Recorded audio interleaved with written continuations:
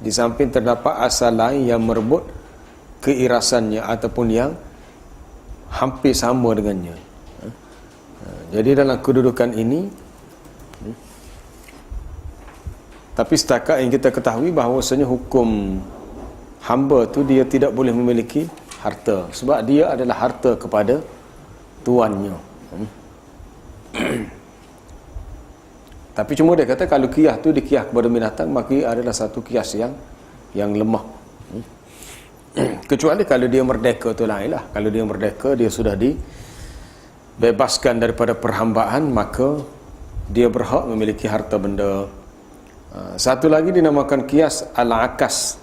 Al-aksu, penyamaan dari sudut yang berlawanan, yang bertentangan. Suatu hukum yang asal dengan hukum yang cabang ada persamaan, tapi secara dari sudut yang bertentangan, yang berlawanan. Terdapat satu jenis qiyas dinamakan qiyas al-akas. Maksudnya ialah penetapan lawan kepada hukum asal untuk cabang kerana wujudnya lawan kepada sebab hukum asal dalam cabang itu. Kena ulang sekali lagi. Penetapan lawan kepada hukum asal. Kita nak menetapkan hak lawan kepada hukum asal untuk cabang itu. Kerana wujudnya lawan kepada sebab pertentangan antara hukum asal itu dengan cabang tu. Tengok contoh dia. Berhubung dengan sedekah ni, hadis ni berhubung dengan sedekah. Bila Nabi beritahu sedekah tasbih itu sedekah, tahmid itu sedekah, takbir itu sedekah, akhir sekali dia beritahu wa fi bud'i ahadikum sadaqah, dan pada anggota kemaluan seseorang kamu pun ada sedekah. Lalu para sahabat bertanya, ya Rasulullah, ayati ahaduna syahwatahu wa yakunu lahu fiha ajrun? Adakah sekiranya seseorang dari kami mendatangi syahwatnya, memenuhi keinginan nafsunya, adakah dia dapat pahala? Maka jawapan baginda, ara'aitum law wada'aha fi haramin akana alaihi fiha wizrun? Tidakkah kamu perhatikan sekiranya dia meletakkan keinginan nafsunya pada perkara yang haram, maka dia akan mendapat dosa. Fakadzalika idza wada'aha fil halali kana lahu ajran. Begitu halnya jika dia meletakkan keinginan nafsunya itu pada perkara yang halal, maka dia pasti akan mendapat pahala. Baik, dalam contoh ni Rasulullah sallallahu alaihi wasallam telah menetapkan bagi cabang kepada urusan sedekah. Yang dimaksudkan di sini ialah merujuk kepada kes persetubuhan yang halal antara suami isteri. Ini suatu hukum yang merupakan lawan kepada hukum asal yang dikatakan haram tadi. Sebab dari segi hukum apa dia? Hukum usulnya, kaedah usul dia kata al-aslu fil abda', asal pada anggota kemaluan adalah haram kecuali setelah berlakunya akad nikah. Tapi asal kepada makanan adalah halal dan harus kecuali ada dalil yang mengharamkannya.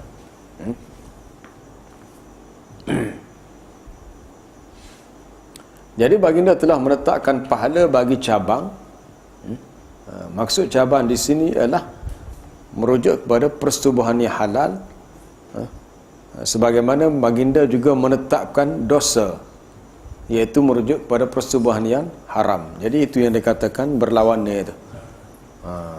Benda yang sama, cuma hak tu berlaku secara halal, selagi berlaku secara haram. Yang berlaku secara halal dapat pahala, yang berlaku secara haram maka dapat dosa. Tapi merujuk benda yang sama. Cuma berbeza dari segi peraturan dan hukumnya. Baik, kita pergi terus untuk malam ni. Tajuk yang ke-16, at-ta'arud, percanggahan, ataupun disebut juga tanaqud ataupun ta'arud. Kita akan jumpa sesetengah hukum yang terdapat percanggahan, pertentangan antara satu hukum dengan satu lagi. Dari sudut bahasa Arab, ta'arud inilah percanggahan, iaitu pertentangan, perlawanan. Kita akan jumpa banyaklah beberapa dalil yang dilihat ada tanaqud ataupun ada percanggahan, tapi sebenarnya tidak bercanggah. Dia perlu dilihat dari sudut yang tertentu. Pertentangan antara dua dalil di mana salah satu menyalahi yang satu lagi. Maka untuk bahagian ta'arud ataupun tanaqud ni dia boleh dibahagikan kepada 4 bahagian. Pertama, percanggahan antara dua dalil umum. Dua dalil umum. Bahagian ini mempunyai 4 keadaan. Yang pertama, boleh dikumpul antara kedua-duanya dengan meletakkan setiap satu pada situasi yang tidak menyalahi yang lain. Dikumpulkan kedua-duanya, diletakkan pada satu keadaan yang tidak menyalahi yang lain. Di sini adalah wajib dikumpulkan. Tapi dia mempunyai tafsiran yang berbeza lah. Tapi situasinya tidak bertentangan. Berhubung dengan petunjuk hidayah. Wa innaka latahdi ila siratim mustaqim. Sesungguhnya kamu ya Muhammad benar-benar memberi petunjuk ke jalan yang lurus. Ini ayat di akhir surah Asy-Syura ayat 52. Maksud hidayah petunjuk di sini petunjuk dalam bentuk hidayah at-taujih wal irsyad, memberi panduan, memberi bimbingan dengan dakwah dan ilmu. Manakala ayat yang ke-56 dalam surah Al-Qasas, innaka la tahdi man ahbabta, sesungguhnya kamu tidak dapat memberi petunjuk kepada orang yang kamu kasihi. Ini merujuk kepada petunjuk at-taufiq. Petunjuk dalam bentuk orang itu dapat hidayah, dapat taufik hidayah sehingga dia benar-benar berubah daripada jalan sesat kepada jalan yang benar. Hidayah taufik ni hak Allah Ta'ala 100%. Adapun hidayah taujih irsyad melalui usaha manusia berdakwah.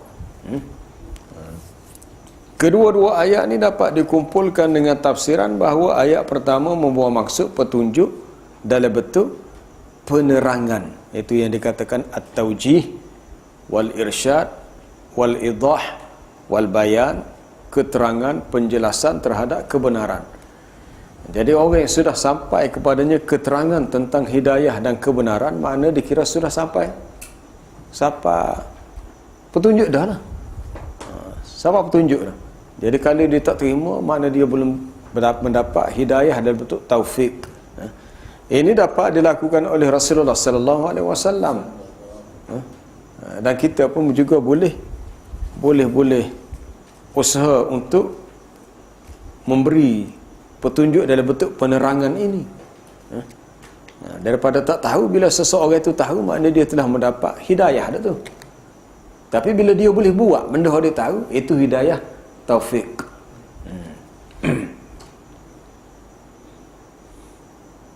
Ayat kedua pula ditafsirkan dengan maksud petunjuk dalam bentuk memberi taufik. Taufik maknanya kemudahan untuk beramal.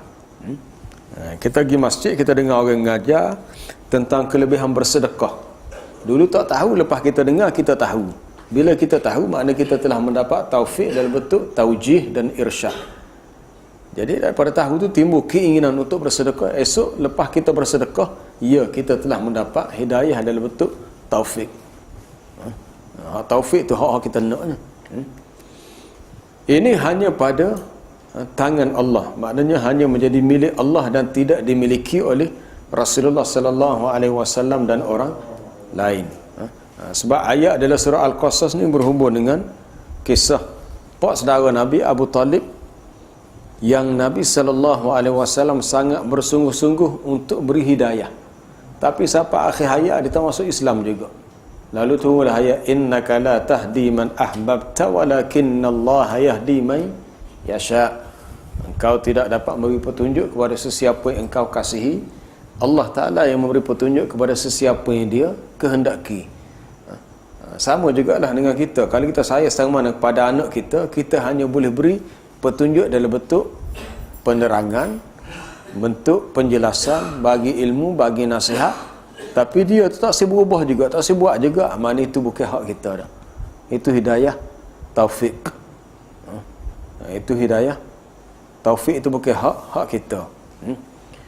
Kadang-kadang kita beritahu baca Quran ni banyak pahalanya, belajar Quran ni banyak kelebihannya.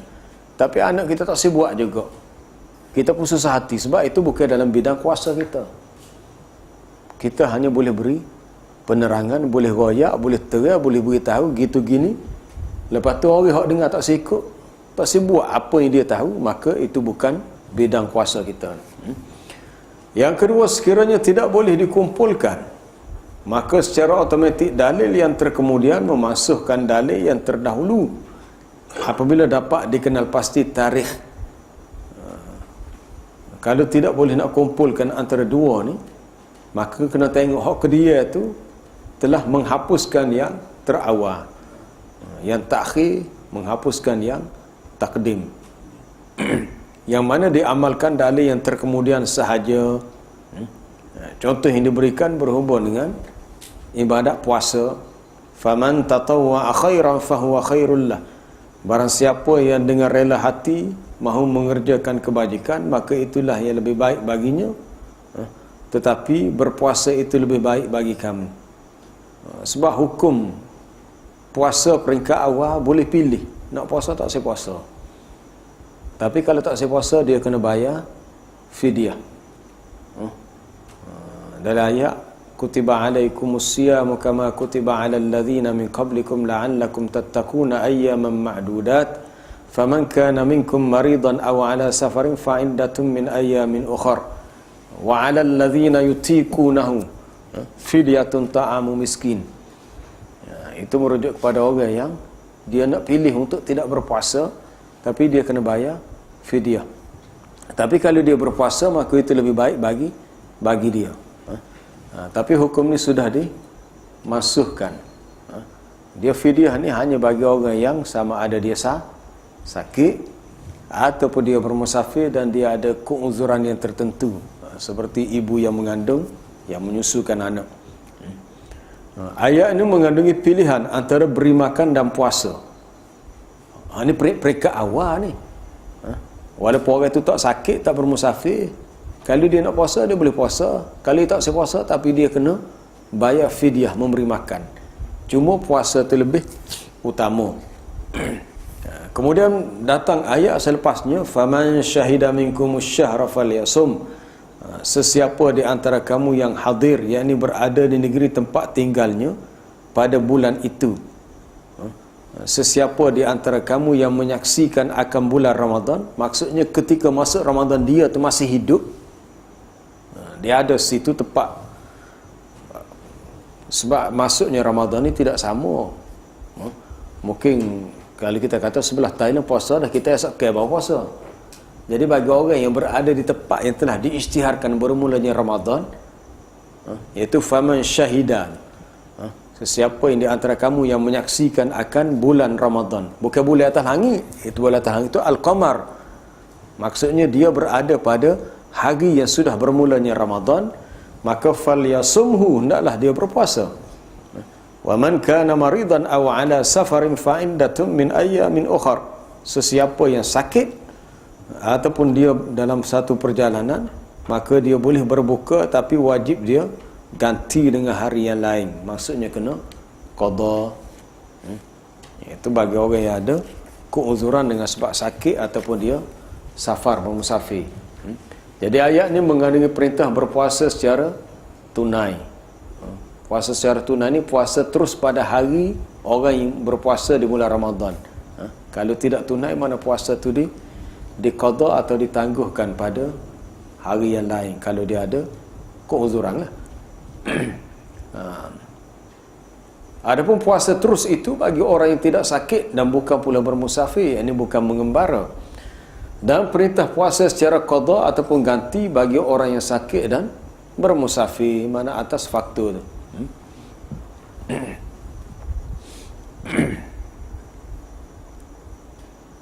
Ayat kedua terkemudian daripada ayat pertama. Ayat kedua dia mari selepas tu. Jadi ayat kedua dikira telah memasukkan, menghapuskan hukum pada ayat yang pertama.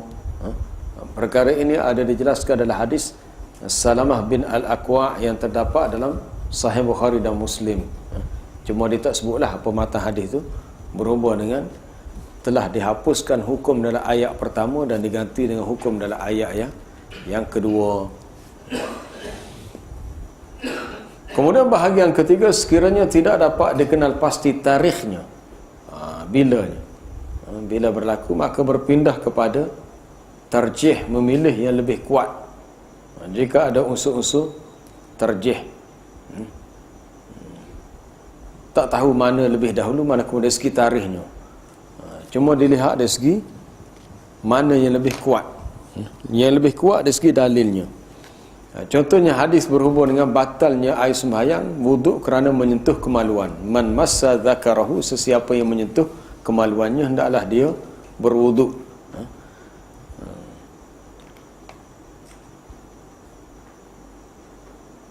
Tapi hadis ini diriwayatkan oleh seorang sahabat wanita, sahabiah. Ini yang jadi satu perbahasan. Isunya berkenaan dengan orang lelaki, tapi kenapa seorang wanita pula yang meriwayatkan hadis tu? Manakala hadis satu lagi, baginda ditanya tentang seorang lelaki yang menyentuh zakarnya, adakah dia mesti berwuduk? Lalu dia berkata, wahal huwa illa mudghatun minka au bad'atun minka, bukankah anggota kemaluan itu hanyalah sebahagian daging atau sebahagian daripada tubuhmu? Jadi kalau lihat dari segi tanakuknya memang ada percanggahan lah. Hadis yang pertama merujuk kepada kena berwuduk, yang kedua tidak berwuduk. Tapi yang kedua tu dia merujuk kepada sentuh, bukan sentuh tu, sentuh dengan keadaan berlapik. Adapun perbahasan berhubung dengan fal yatawadda, berwuduk, adakah hendaklah dia ambil air sembahyang ini dalam bentuk hukum tu wajib ataupun ibahah, harus. Dalam fiqh taharah, Dr. Yusuf Qardawi kata fal yatawadda itu lebih kepada hukum harus. Sebab asalnya bukan sentuh tu yang menyebabkan batal. Sebab biasanya sentuh tu menyebabkan, dipanggil madhannatus syahwah, menjadi punca kepada tergeraknya nafsu. Jadi situ punca batal. Sama sentuh, kalau kita sentuh orang tina begitu juga, kalau tersentuh maka tidak batal wuduk, asalnya pendapat yang lebih kuat. Tapi kalau sentuh sama isteri kita, kita sentuh dengan ada keinginan nafsu, maka membawa kepada batal wuduk. Jadi perintah berwuduk tu sama ada membawa kepada hukum wajib atau hukum harus. Jadi hadis pertama ditarjihkan ke atas hadis yang kedua kerana ia lebih bersifat ihtiyati, berjaga-jaga. Maksudnya yang lebih baik adalah berwuduk. Juga kerana sanadnya lebih banyak dan pentashihnya lebih banyak. Ianya juga menukarkan hukum yang asal dan mempunyai tambahan ilmu. Tapi nak jelas hukum masalah sama ada menyentuh kemaluan batal wuduk ataupun tidak, boleh rujuk dalam fiqh taharah. Memang sangat jelas dalam tu, dalam fiqh taharah yang ditulis oleh Dr. Yusuf Qardawi berhubung dengan sebab kalau kita kata tersentuh, kadang-kadang mungkin kita nak pakai, kita lepas keluar bilik air, kita nak tanggalkan tuala, nak pakai kain, tiba-tiba tersentuh. Mungkin masa tu pas suara alai tak pakai lagi, tersentuh. Kita kata kena pergi bilik air pula, batal pula semuanya. Bukan sengaja sentuh, tersentuh. Dalam kes tu saya lebih cenderung kepada pendapat mengatakan tidak batal. Kecuali sengaja disentuh. Baik. Juga kerana sanadnya lebih banyak, apa dia lagi? Habis dah 1.4 pula. Sekiranya tidak wujud unsur tarjih, iaitu memilih yang lebih kuat, naklah ditangguh tawakuf. Dulu sementara.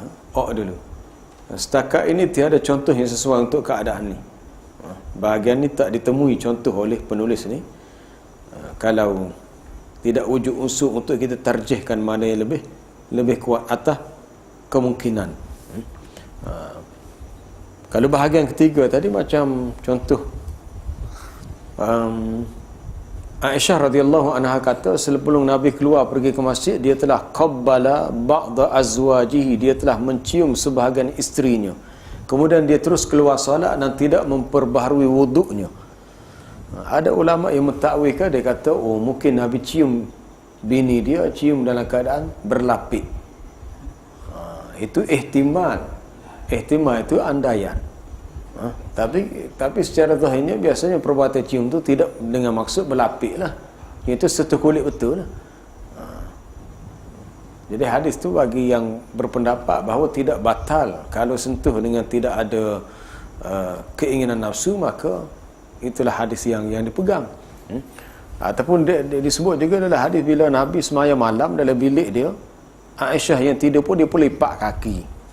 Tak siwi setuh dengan Nabi yang sujud ni. Nah. Tapi ada juga kadang-kadang setuh. Sebuah hadis dalam satu malam Aisyah kata, aku tercari-cari Nabi, cari-cari rupanya dia sedang solat di dalam masjid Nabi dengan rumah dia ni tepi tu ya, sebelah menyebelah. Dan aku terpegang kakinya ketika dia sujud. Amo tak fikir bahawa pegangnya Aisyah kaki Nabi pegang dekat dia berlapik. Sebab suasana gelap dia pegang. Dari segi munasabah tak pakai sarung tangan. Tapi kalau lah ketika Aisyah pegang kaki Nabi yang sedang sujud itu dikira batal wudu, maka Nabi akan berhentilah salatnya. Tapi tidak berlaku begitu. Dalam riwayat hadis tak disebut begitu. Kemudian percanggahan antara dua dalil yang khas. Bahagian ini juga ada 4 keadaan. Tadi dalil yang lebih umum. Ini dalil yang lebih khusus. Tadi umum, ini khusus. Yang pertama, boleh dikumpulkan antara kedua-duanya. Contohnya adalah hadis Jabir yang menerangkan cara haji Nabi sallallahu alaihi wasallam, bahawa baginda Nabi telah salat zuhur pada hari nahar. Hari nahar ni hari 10 Zulhijjah. Nabi menunaikan salat zuhur di Mekah. 10 Zulhijjah tu orang duduk mana masa tu? Di Mina. Sebab hari tu hari orang melontar jumrah yang saja 10 tu sejumrah itu jumrah Aqabah. Adapun ketiga-tiga jumrah tu pada hari 11, 12 dan 13, yang disebut sebagai hari tasyrik. Tapi untuk melontar pada pagi 10 Zulhijjah, pagi raya tu hanya satu saja. Tapi dalam riwayat ni Jabir kata Nabi telah solat di Mekah. Maknanya lepas melontar dia terus ke Mekah. Tapi dia mari semulalah ke Mina untuk mabit bermalam di Mina. Bagi sesiapa yang buat nafar awal, dia hanya berada 2 hari, 11, 12. Kalau buat nafar thani, dia akan berada 3 hari, 11, 12, 13 sepanjang hari tasyrik. Dan hadis Ibnu Umar bahawa baginda Nabi SAW telah menunaikan zuhur pada hari itu juga di Mina. Sebab 10 Zulhijjah itu di Mina.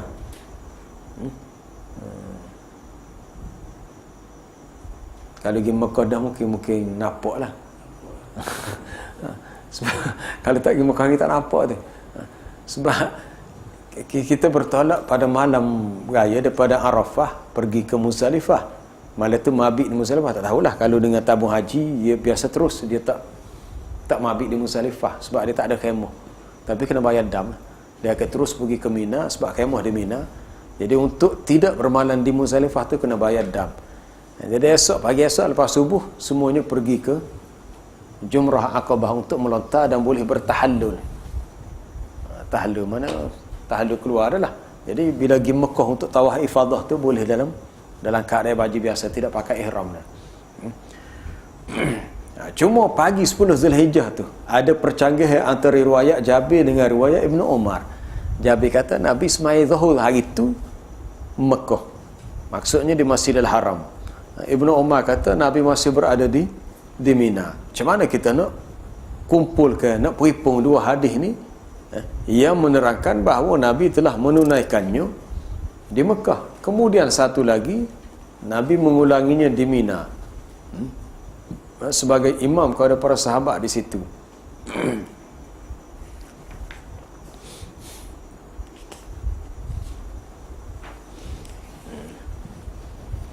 Jadi cara kumpulnya ialah atas kemungkinan bahawa solat zuhur tu dilakukan 2 kali lah. 2 kali. Mana dia telah pergi ke Mekah, dia tunaikan solat zuhur, lepas tu bila pergi ke Mina, dia solat sekali lagi. Tapi solat yang kedua tu dia anggap sunat. Sebab solat fardu ni hanya sekali je. Hanya sekali. Kalau tidak ada keperluan, tidak perlu orang tu ulang solat. Tidak perlu. Kalau seseorang tu buat rajin maknanya atas sewaktu tu 2 kali. 2 kali. Semai zuhur dah. Lepas tu klik dia semai fardu zuhur pula. Lepas tu asal kan buat gitu pula. Itu jadi bid'ah. Tidak lagi sunnah. Sebab dia tidak boleh diulang amalan yang fardu ni 2 kali, solat fardu kecuali sekali, melainkan ada keperluan. Contoh keperluan sebab tak adilah bila Nabi pergi pula ke Mina sebab dia nak jadi imam. Sebab tu para ulama mengatakan orang yang semaya sunat kita boleh berimam dengan dia. Mana jawaz iktida'u al-muftarid bil mutanaffil adalah harus untuk orang yang semaya fardu ikut berimamkan orang yang semaya sunat. Bila Nabi pergi ke Mina semaya zuhur sekali lagi, dia jadi imam, sedangkan zuhur bagi dia masa ni sunat ada. Hak wajibnya masih di Mekah tadi. Tapi harus boleh. Sajanya pergi media. Kes yang sama berlaku kepada Anas bin Malik. Anas bin Malik dah solat ada di masjid Nabi. Bila dia balik kampung rumah dia, dia punya surau ataupun masjid dekat rumah dia belum solat, maka dia solat sekali lagi. Itu solat tu dia anggap sunat bagi dia. Ataupun satu kes cerita yang lain, seorang lelaki yang baru balik daripada satu perjalanan, dia singgah di masjid. Bila Nabi tengok tak semaya, Nabi kata, kenapa kamu tidak salat? Dia kata, aku sudah salat tadi semasa di dalam perjalanan. Nabi kata, tak boleh, kamu kena salat. Tapi salat tu tidak wajib. Tidak wajib. Katakanlah kalau kita balik daripada Kuala Lumpur, kebetulan kita buat jamak takdim. Contohnya kita jamak takdim. Kita dah salat asar dalam waktu zuhur semasa berada di tengah jalan. Tengah jalan tu kita kata mungkin siapa Gua Musa ke, siapa Gua Musa zuhur. Kita pun malah berhenti dah, kita pun terus maya zuhur asar. Kita pun teruskan perjalanan ni. Alhamdulillah jalan pun tak jam, siapa-siapa ada rumah sudah mulai asar. Kita pun singgah. Jadi perlukah kita semai semula? Kalau kita nak boleh, tak sih pun tak apa. Tapi kalau kita semai sekali lagi, maka dia anggap sunnah. Kecuali kalau kita balik terus ke rumah, tidak ada jemaah ke apa dah, tak perlulah. Ini kalau kita singgah di masjid. Kita singgah di masjid, maka jemaah masih salat, boleh kita salat walaupun hukumnya adalah sunat ketika itu. Sebab nak meraihkan jemaah yang ada tu. Sekiranya tidak boleh dikumpulkan, maka dalil yang terkemudian akan memangsuhkan, akan menghapuskan dalil yang pertama. Dalil yang kedua menghapuskan dalil yang pertama. Itu jika tidak boleh dikumpulkan. Sebab hak ni lagi mudah rasanya. Sebab bila nampak situasinya berbeza, maka dia boleh kira yang pertama telah digantikan dengan yang kedua. Contoh ini berikan dalam masalah perkahwinan antara Nabi dengan beberapa orang-orang yang tertentu. Ya ayuhan Nabi, wahai Nabi, sesungguhnya kami telah ahlalna laka azwajaka allati ataita ujurahunna. Kami telah halalkan bagimu isteri-isterimu yang telah kamu berikan mas kahwinnya, dan juga hamba sahaya yang kamu miliki, termasuk apa yang kamu peroleh dalam peperangan yang Allah Ta'ala kurniakan untukmu. Demikian juga halal untuk kamu mengahwini apa dia lagi, mimma afa Allahu alaika wa banati ammika, anak-anak perempuan kepada bapa saudara kamu, sepupu lah, anak-anak perempuan daripada saudara lelaki bapamu. anak perempuan daripada pak saudara, sepupu lah. Nabi kalau nak dia boleh kahwin dengan sepupu dia, ataupun banati ammatika, anak perempuan mak saudara dia, sepupu juga. Tadi hak pak saudara, sekarang ni hak mak saudara pula. Ataupun anak perempuan daripada pak saudara sebelah mak dia, ataupun mak saudara sebelah mak dia. Dia bahasa Arab ni lain. Kalau am, pak saudara sebelah pak saudara kita adik-beradik dengan ayah kita. Ammah, mak saudara adik-beradik dengan ayah kita. Khal, pak saudara adik-beradik dengan mak kita. Khalah, mak saudara adik-beradik dengan mak kita. Jadi sebelah ayah kita dipanggil am dengan ammah, sebelah mak kita dipanggil khal dengan khalah. Tapi boleh kita serupa, pak saudara, mak saudara. Kena tanya pula, pak saudara ni sebelah apa? Sebelah ayah awak ke sebelah mak awak? Nah, bahasa Arab tak perlu tanya. Bila dia kata hadza ammi, ini pak cik saya, tak perlu tanya ni pak cik ni min jihatil ab atau min jihatil sebelah ayah ke sebelah mak? Tak perlu tanya dah. Dia automatik boleh faham. Bila dia kata ammi, mana ia adalah pak cik dia yang adik-beradik dengan ayah dia. Tapi kata-kata hadza khali, ini pak saudara saya, mana pak saudara adik-beradik dengan mak dia. Itu uniknya bahasa Arab. Begitu juga wanita yang telah berhijrah bersama denganmu. Begitu juga wanita-wanita yang berhijrah, begitu juga seorang wanita mukminah. Sekiranya wahabat nafsaha lin nabi, sekiranya dia menyerahkan dirinya kepada Nabi, itu pun jika Nabi mahu berkahwin dengannya. Serah diri ni maknanya bukan Nabi minta dia, Nabi pinang dia, tapi dia yang menyerah diri, kata aku mahu menjadi isterimu. Jadi kalau Nabi nak terima, boleh akad nikah terus jadi isteri dia. Ini adalah satu perkara yang khalisatan lak, khusus untuk kamu. Hukum yang sebegini hanyalah khusus untuk kamu. Bukan untuk semua orang mukmin yang lain. Kemudian ayat yang kedua dalam ayat 52 surah Al-Ahzab juga, la yahillu lakan nisa'u min ba'd, tidak halal bagimu mengahwini perempuan sesudah itu. Apa maksud sesudah itu ni? Sesudah Nabi telah mengahwini semua sekali sudah 3 belah. Kalau campur semua sekali lah. Masa tu dia Khadijah dah tak ada dah. Sebab Nabi duduk dengan Khadijah selama 25 tahun, dia tak berpoligami. Cuma poligami ni berlaku semasa di Madinah. Setelah Aisyah pula dah. Khadijah binti Khuwailid sudah meninggal. Jadi telah habis yang terakhir. Siapa yang terakhir? Ummu Salamah katanya, yang terakhir. Isteri Nabi yang terakhir Ummu Salamah.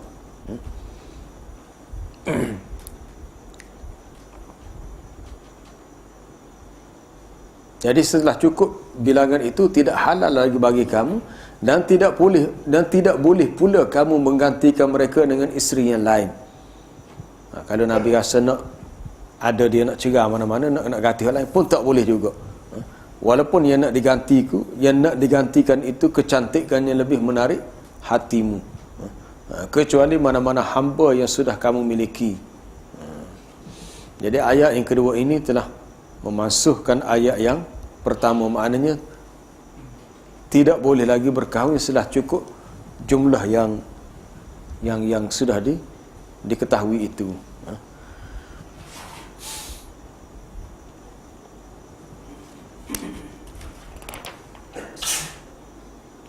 Ada lagi tu beberapa sambungnya dia, tak apalah, kita berhenti setakat tu lah. Ada soalan?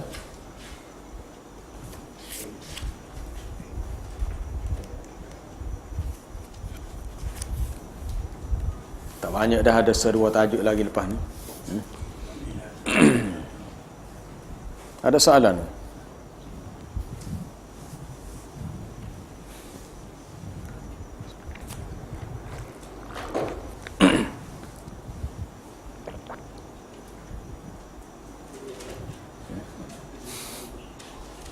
Tak ada, kita berhenti setakat ni lah.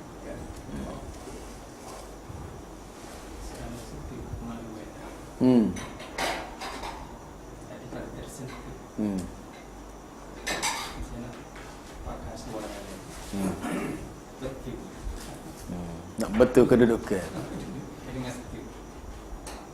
Dalam situasi begitu biasanya tidak membawa kepada keinginan nafsu gapo. Tapi ada pendapat yang mengatakan ianya mubah harus tidak batal wuduk.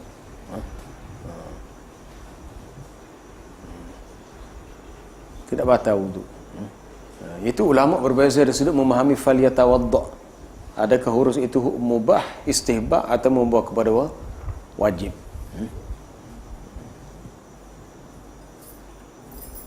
Sebab anggota kemaluan bukanlah najis, bukanlah kotor. Cuma ia hanya saluran tempat keluarnya air kecing tu jelah. Kita basuh dah, tak ada apa dah.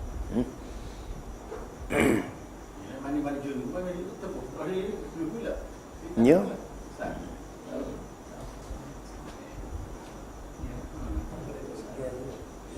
Itu biasa persoalan yang timbul sebab kita sebelum kita mandi junub, mandi wajib, kita disunatkan berwuduk. Lepas tu kata bila nak gosok naganya tepuh pula, dia kata batal pula. Tak apalah, ambil semaya pula. Kecuali kalau seseorang tu boleh gonyah boleh itu tanpa tersentuh, tak mungkin dia yalah benda tidak payah sebenarnya.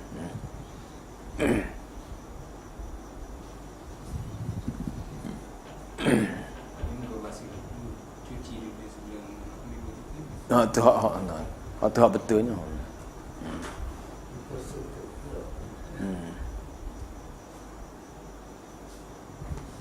Wallahu a'lam. Subhanakallah bihamdika asyhadu an la ilaha illa anta astaghfiruka wa atubu ilaik.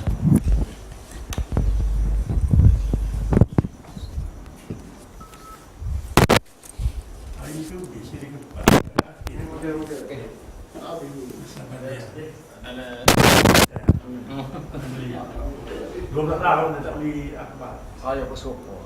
Jadi rasa kita beli. Saya beli lagi. Saya beli lagi. Dia tak siri, di siri akhir. Beli itu pada sinar hari. Sekali-sekala belilah betul. Bisa.